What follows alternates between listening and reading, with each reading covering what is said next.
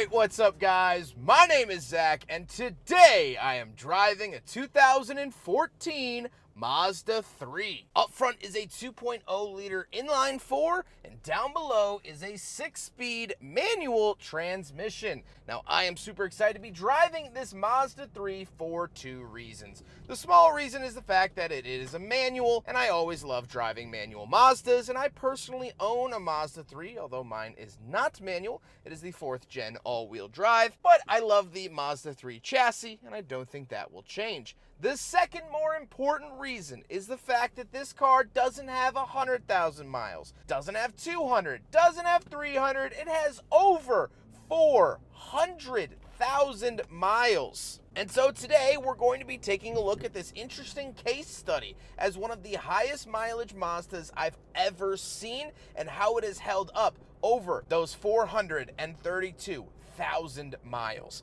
But if you would like to submit your own vehicle and have it reviewed here on the channel, you can head on over to my website, zackpradel.com/submit. It's a quick and easy submission form. It takes under a minute to fill out, and I come out to you. And if you'd like to see all my videos weeks or sometimes months in advance, you can head on over to my Patreon for only $5 a month. But let's get back to that 2.0 liter inline 4 under the hood. Well, for this generation of Mazda 3, there were two engines offered here in the United States. This 2.0 liter inline 4 shared with vehicles like the Mazda Miata and the CX-3 at the time, or you could get the bigger 2.5 liter inline 4 that is still currently used in the modern Mazda 3. So this is the less horsepower engine. However, the only maintenance this engine has needed besides regular oil changes has been a belt tensioner and the valve cover gasket. Minor issues. This engine has never been replaced. This engine's never been out of the vehicle and never needed anything major. So that is incredible build quality and reliability from Mazda in 2014. Now, obviously, I enjoy driving the 2.5 liter version a little bit better. However, I cannot disagree with the fact that this has gone 432,000 miles without any major issues. Now, like I said, paired to it is a 6-speed manual transmission. And that's even more impressive because, and I'm not kidding when I say this, it is on the original clutch. The owner took it to a shop around 260,000 miles and said, hey, should I get the clutch replaced yet? And the shop said, no. It feels good, drives good, don't bother. And so that was nearly 200,000 miles ago, and it's still going strong. The owner has owned this vehicle since it had 8,000 miles on it. So unless it got a clutch in the first 8,000 miles, which is highly unlikely, this is the original clutch. The shifter still feels great. There are a couple of times where it doesn't want to go into first gear. You give it a little bit of gas and then it'll go into first gear. But honestly, for the mileage, that is such a minor issue. Last but not least, this generation of Mazda 3 only came in front-wheel drive, and there was no all-wheel drive offering. So how does it feel to drive a 432,000-mile Mazda 3? Well, it drives like a regular Mazda 3. I would guess maybe this has 150,000 miles on it at absolute maximum. And the only reason I would say that is because the suspension in the back is very tired. The owner says that he has replaced the suspension all the way around about twice in this vehicle's life. So you do hear some knocking from the rear wheels. However, that's fine. That's literally the only indication that this vehicle has a decent amount of miles on it from a drivetrain perspective. Visibility's decent. Ride quality, like I said, isn't as great, but it's also not terrible. And I love that little 2-liter. And I'm just proud of what it's been able to do. So more than anything, I'm just proud of this drivetrain. With that stuff out of the way, let's talk about the interior because there's some interesting parts that show wear and some interesting parts that don't. Well, in front of me, I have one physical gauge and some digital screens. Off to the left, we get our digital tachometer with what gear we're in and that odometer. In the center, we get the speedometer. And off to the right, we get our outside temperature, fuel range, and fuel level. On the steering wheel, on the left, we have our skip track volume info and phone options, and off to the right, we have cruise control, but you can see on the outside of the steering wheel, this is a big issue for Mazda products, even still today. The The leather that they use wears down quite a bit, and so this is a clear showing of the vehicle's age. Off to the left, we do have a climate control vent, traction control off, tire pressure reset, which they actually took this button away for the 4th gen. I have no way of manually resetting my tire pressure in my own car. And then we have our BSM off. Moving on to the door, we have the latch to get in and out, power mirrors, power locks, and power windows. All of this so far, the buttons have held up really, really well, which was a problem for Mazda in the 2000s, but they seem to have remedied that by 2010s. Moving into the center, we get the small but mighty infotainment display. Now, this has aged incredibly well. This screen has been on for longer than some people watching this video might be alive. This screen has been on for all 432,000 miles, and it's not bleeding, it's not dim, it's still shiny and looks fresh, which is absolutely amazing. We do have a backup camera that still functions, and this was 4 years before a backup camera was legally required, so a very nice feature to have. Down below, we have 2 climate control vents and the hazard switch. We do have our heated seats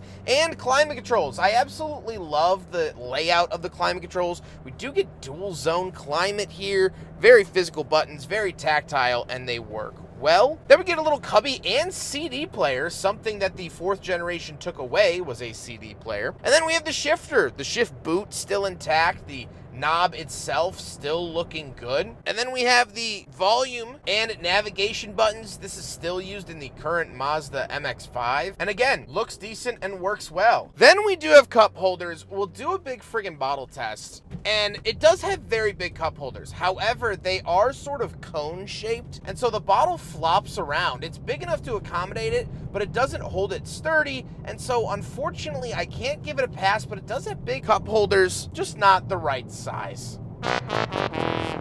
Now, we do get a center console, and the lid does not want to stay down. It sort of pops up. It doesn't click all the way, so this point of the interior has failed over the 432,000 miles. But honestly, if that's my biggest concern, I'm doing pretty well here. The seats are comfortable. They are heated and power. They still power operate. I could still lean them forward and push them back. Again, works really well. It works as it should, as if it came off the showroom floor yesterday. That is amazing. We do have back seats, so let's hop back there and do a back seat review. All right, we're in the back of the 2014 Mazda 3, and unfortunately, in the last 432,000 miles, the back seat didn't magically stretch to be any bigger. This is not a great place to be. It has back seats, and this was Mazda's smallest offering. At the time, they still had the Mazda 6, which was a bigger sedan. They had the CX-5, the CX-9, and vehicles like that. So this is a small vehicle. The current model Mazda 3 2025 still does not have a very good back seat, so it has stayed true throughout its product run, but the seats have managed to stay relatively clean, nothing too interesting, and the owner uses this for camping, so he puts the back seats down most of the time. So, something to note, but honestly, nothing back here that's too crazy. We do get a center console with 2 cup holders, but that's about it. Let's hop into the very back. We'll take a quick look at the trunk and cargo space, and then we'll talk about the looks. All right, around the back of the 2014 Mazda 3, pull it up like that, and as you can see, he does have a blanket down for camping. But if we pull this up, the liner has stayed pretty solid. Now, of course, he has had something over it for a while, but like even this rear bulb still works, and you can put these seats down. I've always praised the Mazda 3 for its rear cargo space. Even my own personal one, the 2019, has great cargo space. I would say that this opening looks a little bit bigger than the current Mazda 3, so that is definitely very nice, but like I said, no age showing back here. Now we gotta talk about the looks. Now, part of the front end has been resprayed. Someone on a bicycle ran into this car and ruined the driver's side fender, so that had to be fixed. It's not a new fender, it's just a fixed one, so it is the original fender, but they had to respray some of it. But overall, the exterior of the car has held up just as well as the interior. There are rock chips on the front, of course. You're going to accumulate that over 432,000 miles. That's not anything new. The headlights are prone to fogging, but pretty much any vehicle with plastic headlights is going to suffer that same fate. So again, not particular to the Mazda 3, and I've seen that on 100,000 mile cars. miles. One of the issues is rust. Now, the owner is very proactive in rust prevention. He paints the underside of the vehicle every 2 years. And while there is some slight fender rust bubbling, again, not terrible for the amount of mileage on the car. With all of that being said, let's get on to my final thoughts. What do I think driving a 2014 Mazda 3 hatchback in a manual with almost 500,000 miles? Well, I am truly, truly impressed by this automobile. That is the only and main takeaway from my time with this car. Now, I do have to say, a big majority of this is thanks to the owner. Like I said, he's owned it since 8,000 miles. But a car doesn't last this long without the owner being good to it, without the owner treating it with care and respect. So a lot of this has to go to Matthew. He's treated this car really well, and in return, the Mazda 3 has treated him very well. No major services in almost 500,000 miles. And so this goes to show, I think Mazda has really stepped up in the last 15 years as to being a reliability champion. Their current vehicles share pretty much the same bones as this vehicle. Sure, they have more tech and the engines have gotten a little bit bigger, but the reliability is there. These are simple, basic cars. They don't try to wow you with anything too crazy, and they're reliable. This car honestly makes me proud to be a Mazda owner and such an ambassador for the brand, even though they don't pay me. I truly, truly love that M up front. Mazda has always treated me well. I've owned 5 Mazdas in my personal life, and I have never once disliked them or had them treat me too poorly besides my own decisions. Yes, I owned several RX-7s, but I wanted them to be fast, so that was kind of my own doing. And again, it just goes to show you that if you put in the time, if you put in the effort, if you give them the time of day, cars will treat you well. Now, of course, you have to have a good base to start off with. If you're trying to treat a Fiat 500 well, it's not going to care either way, and it's probably going to blow up on your niece's quinceañera, no matter if you're nice to it or not.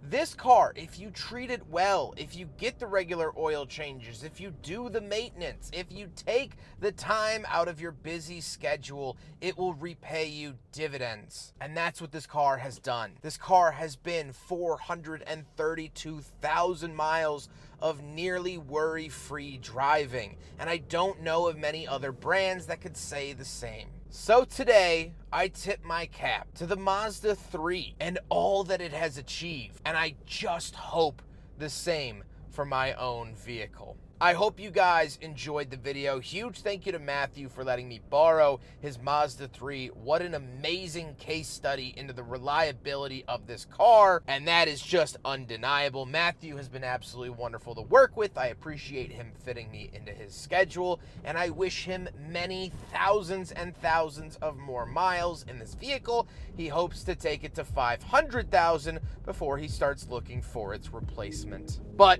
I hope you guys enjoyed the video. Don't forget to rate the video, comment on the video, and subscribe if you really liked it. Take care, guys.